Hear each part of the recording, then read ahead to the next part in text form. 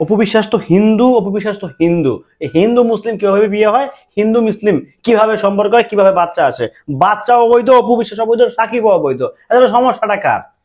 এই যে অনলাইনে এখন হিন্দু মুসলিম একটা গুতাগুতি করতেছেন, আপনারা লাড়ালাড়ি করতেছেন, এটা কি মানে মানে কি বুঝাচ্ছেন আসলে? অপু বিশ্বাস শাকিব খানকে ভালোবাসছে, শাকিব খানও অপু বিশ্বাসকে ভালোবাসছে। দুজনের ভালোবাসার সম্পর্কের তাগিদেই কিন্তু একটা ফসল প্রডিউস হয়ে গেছে।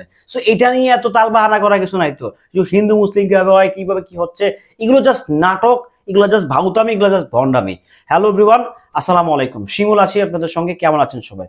অপু বিশ্বাস হিন্দু না মুসলমান, সে ধর্মান্তরিত হয়েছে কি হয় নাই, সেদিকে আমার যাওয়ার দরকার নাই। অপু বিশ্বাস ক্লিয়ার করে বলছে যে সে মারা যাওয়ার পর, সে যদি মইরা যায়, সে যদি দুনিয়া থেকে মানে পটল তুলতে যায়, তখন কি করতে হবে? তাকে দাহ করতে হবে, অর্থাৎ তাকে পুড়ে ফেলতে হবে, তাকে পুড়ে ফেলতে হবে।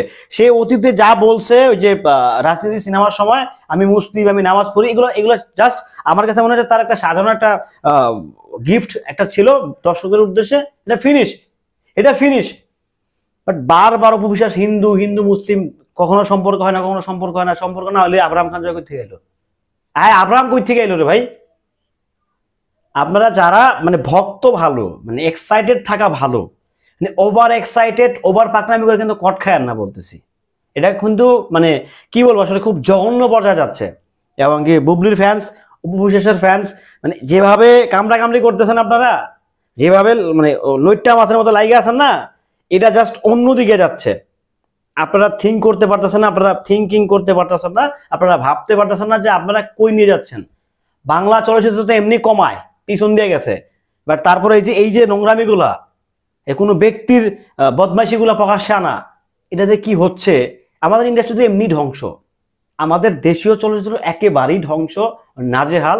বাংলা চলচ্চিত্র নাই বললেই চলে। বাট তারপরেও দেশের শীর্ষ নায়ককে নিয়ে যা হচ্ছে, সত্যি এটা অবাস্তব, অবাঞ্ছিত। এগুলো আসলে মানা যায় না, এগুলো মানা যায় না ভাই। হ্যাঁ, বুবলি বেড়াবার ভক্তরা বলতেছেন অপু বিশ্বাস হিন্দু, সে তো মিথ্যা কথা বলতেছে, অমুসলিম, নানা রকম ভাবে তাকে হচ্ছে আপনারা অপমান করছেন। ভাই, সে মানুষ, সে কিন্তু মানুষ। আপনাকে বিশ্লেষণ করতে হবে, আপনাকে জাজ করতে হবে as a human being. Okay, religion থাকবেই। আপনি অপু বিশ্বাসকে বিয়ে করবেন অ্যাজ এ মুসলিম? করবেন না তো। করবেন? করবেন আপনি বিয়ে? তাহলে আপনার তো সমস্যা কি? মাথা ব্যথা কেন?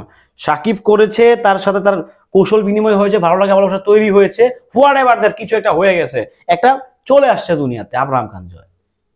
সো এটাকে তো মানুষ করতে হবে, এটাকেও তো মানুষ করতে হবে। তাহলে আব্রাহাম খান জয় কোন ধর্মে বড় হচ্ছে, হিন্দু না মুসলিম? ডেফিনেটলি আব্রাহাম খান জয় মুসলিম পরিচয়ে বড় হচ্ছে, সাকিব খানের পরিচয়ে বড় হচ্ছে। এটা অপু বিশ্বাস বেশ কয়েকবার ক্লিয়ার করেছে।